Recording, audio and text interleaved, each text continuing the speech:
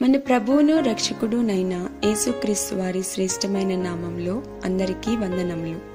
రోజుకు ఒక మిషనరీ జీవిత చరిత్రలో ఈరోజు మనం చూడబోచున్నది ఆల్బర్ట్ బెంజమిన్ సింప్సన్ యొక్క జీవిత చరిత్ర. జననం 15/12/1843, మరణం 29/10/1919, స్వస్థలం క్యావెండిష్, దేశం కెనడా, దర్శన స్థలము కెనడా మరియు అమెరికా. ఆల్బర్ట్ బెంజమిన్ సింప్సన్ భక్తి కలిగిన ఒక క్రైస్తవ కుటుంబంలో జన్మించారు.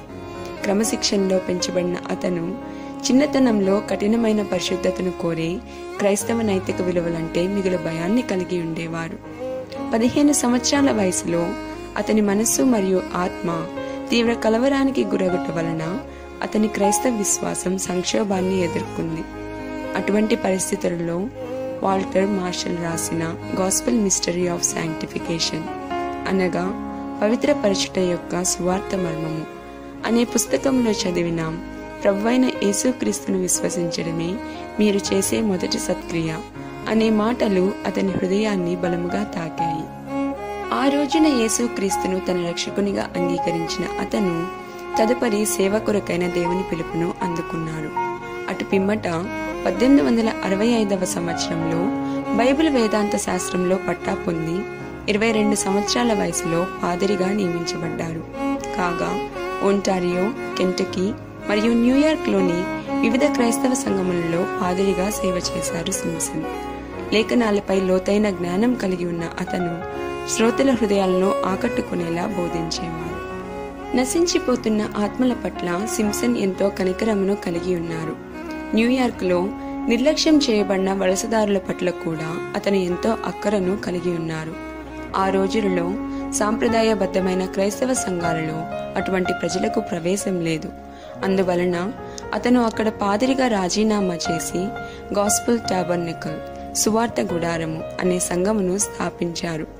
ఇది అనారోగ్యంతో ఉన్నవారికి, నిరాశ్రయులకు మరియు పేదలకు స్వాగతం పలికింది.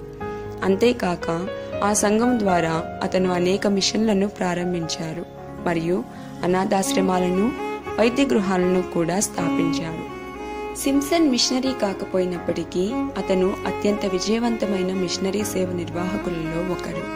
ప్రపంచంలోని అన్యజనులకు సువార్తను అందించాలని అతను కలిగి ఉన్న వాంఛ వలన మిషనరీ సేవలో పామరులైన ప్రజలకు శిక్షణనిచ్చుటకై న్యూయార్క్ మిషనరీ ట్రైనింగ్ కాలేజ్ను స్థాపించాడు.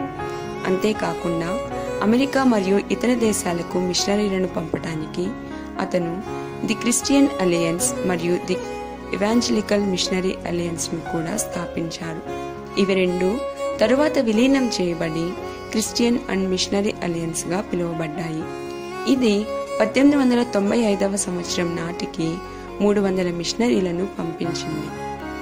సింప్సన్ 100కి పైగా పుస్తకాలు, అనేక కీర్తనలు, చిన్న పుస్తకములు రాశారు మరియు క్రైస్తవ పత్రికలకు సంపాదకులుగా కూడా ఉన్నారు. సువార్తను ప్రపంచవ్యాప్తంగా వ్యాప్తి చేయుటకై ఇతర మిషనరీలకు, పాస్టర్లకు మరియు అన్ని క్రైస్తవ వర్గాల ప్రజలకు అతని జీవితం ప్రేరణగా నిలిచింది.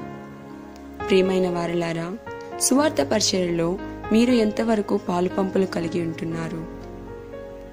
ప్రభువా, భూదిగంతముల వరకు సువార్తను ప్రకటించగలిగే జ్ఞానాన్ని, బలాన్ని మరియు ధైర్యాన్ని నాకు దయచేయము. ఆమేన్.